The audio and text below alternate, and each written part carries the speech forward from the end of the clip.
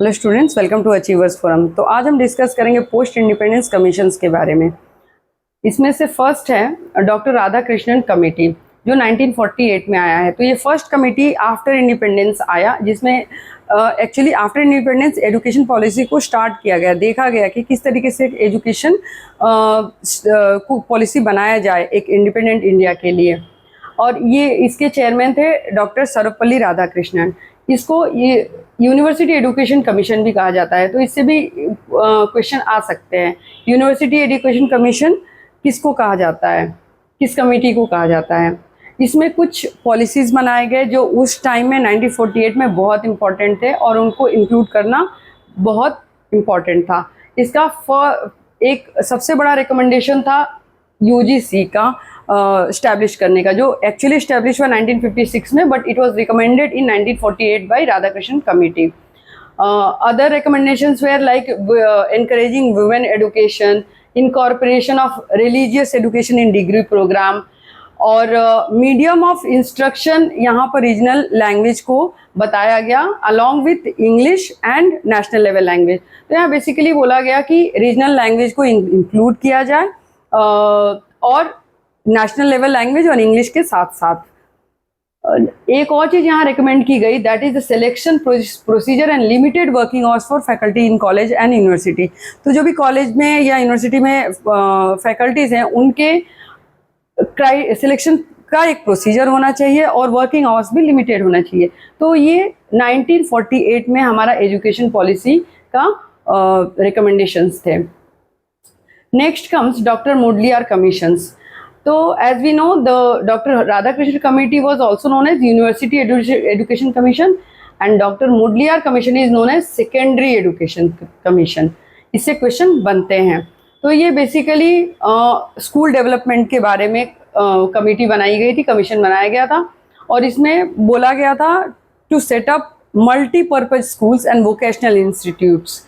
3 year secondary education की बात की गई है, 4 ईयर हायर एजुकेशन के बारे में रिकमेंड किया गया है। Next come Shri KL Shrimali committee 1954। Shrimali committee is basically about higher education for rural areas. Rural area में इंस्टीट्यूट्स किस तरीके से खोले जाएं और हायर एजुकेशन को किस तरह से प्रमोट किया जाए, बढ़ावा दिया जाए, इसके लिए श्री KL श्रीमली कमेटी ने काम किया, रिकमेंडेशन दिए। Next come Shrimati Durgabai Deshmukh committee 1958। This is the first national level committee for women education. Next come professor KG Saiyidain committee 1960। तो this is actually UGC review committee on education. ये कमेटी थी जो एजुकेशन के ऊपर रिव्यू देने के लिए बनाई गई थी। Next come doctor Sampurnanand committee. Sampurnanand committee में बेसिकली इमोशनल इंटीग्रेशन की बात कही गई, along with academic curricular extra curricular activities को इंक्लूड करना को रिकमेंड किया गया। Singing national anthem, school uniform के बारे में बात किया गया, एक को करिकुलर एक्टिविटीज़ को इंक्लूड करने के लिए बात किया गया। बेसिकली यहाँ पर पूरे करिकुलम को रीऑर्गेनाइज करने के लिए सजेशन दिया गया।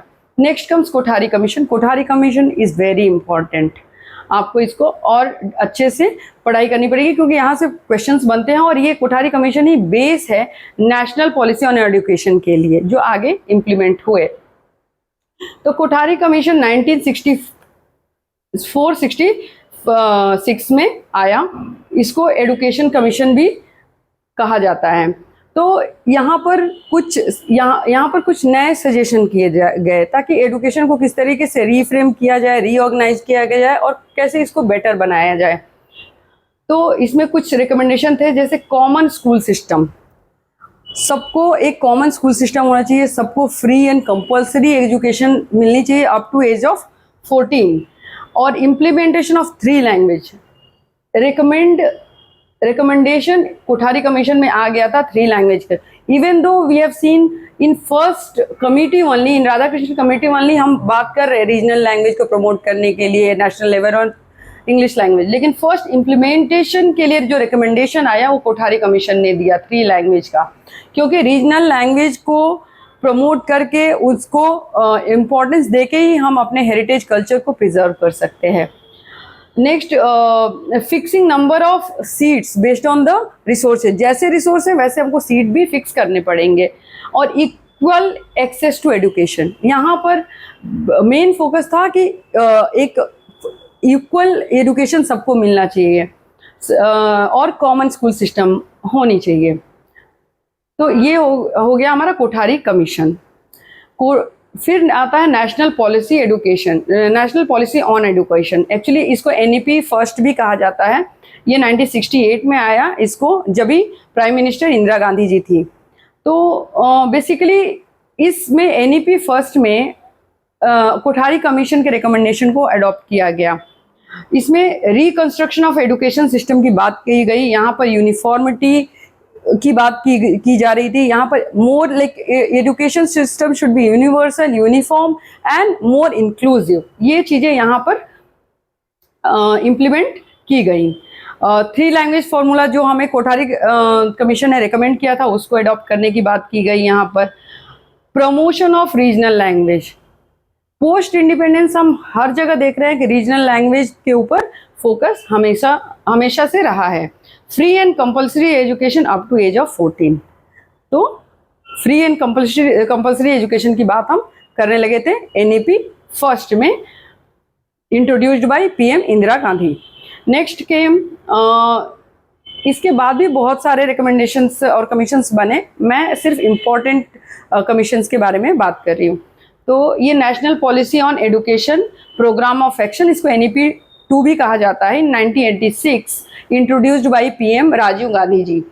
तो इसमें कुछ एक तरीके से इसमें कुछ चेंजेस करके लाए गए, like universal access and enrolment. यहाँ पर बेसिकली फोकस किया गया कि एक यूनिवर्सल एक्सेस हो, सबको एक्सेस हो, universal retention of children up to 14 years of age and quality of education. तो यहाँ पर बेसिकली फोकस किया गया कि क्वालिटी एजुकेशन सबको प्रोवाइड की जाए और मैक्सिमम लोगों को एडुकेट किया जाए।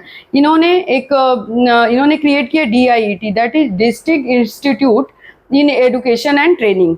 तो ये बेसिकली डिस्ट्रिक्ट लेवल पर इंस्टीट्यूट्स को बनाने के लिए ये बनाया गया और एजुकेशन पॉलिसीज को इम्प्लीमेंट किया गया। देन NEP 2020 आया 1992 में, इसमें कुछ चेंजेस भी किए गए 86 के बाद। उसके बाद से NEP 2022 आया। इसके लिए हम नेक्स्ट क्लास में डिस्कस करेंगे, क्योंकि इसके लिए एक फुल वीडियो बनाएंगे NEP 2022 के ऊपर। ओके, तो this is our post independence commissions NEP 2020, we will discuss in next video. Thank you.